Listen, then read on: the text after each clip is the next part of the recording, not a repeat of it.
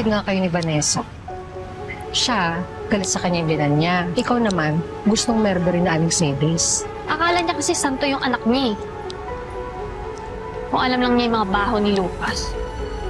Yung mga pananakit niya sa akin. Tsaka sa mga ibang tao. Mabuti na lang talaga, patay na si Lucas. Sigurado, kung may celebration sa bakit? Alam natin kung gaano ka-demonyo yung ex mo. Pasalamat ka, patay na siya.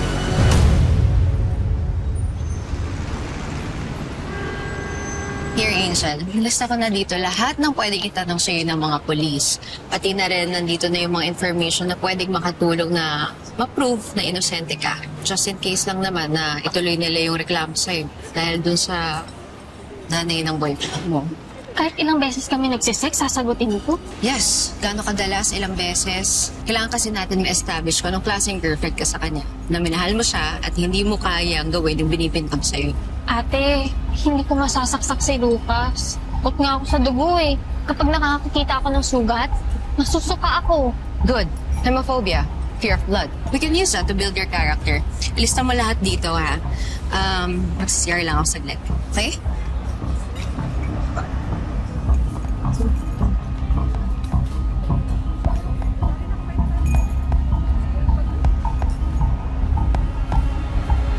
Angel?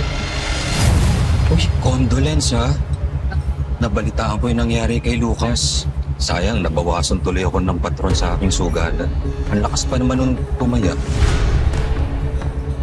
Pagkatapos na ng pasyam ako maniningil ha. Ha?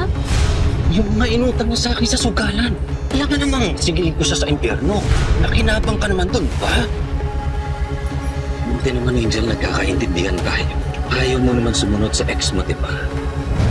Ipagdadasal ko na lang ang kaluluwa ni Lucas.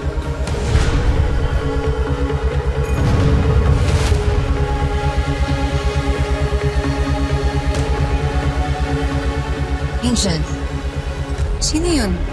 Wala yun, ate. Anong wala? Angel, bilang kapatid mo at bilang abogado mo, ayoko nagtatago ka sa akin ng kahit ano.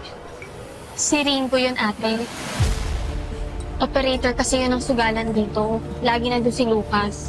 Eh, may kakambal na mala si Lucas kaya laging talo. Ayun, nabaon siya ng utang kay Ringo. Hindi siya nakapagbayan. Nagtutukan pa nga sila ng baril eh. Pare naman, ilang beses bang uulitin sa'yo na wala na ako pambayad doon sa utang ko sa'yo?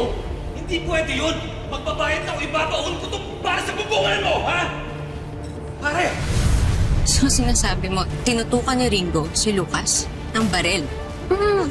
Eto ate oh. May video ako. Magbabayad na o ibabaon ko to para sa bubungan mo, ha? Uy!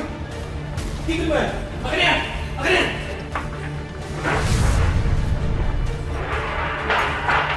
Angel, ba't kayo mo lang ito sinabi sa akin? This is vital to the case. Pwede itong may connection sa murder ni Lucas.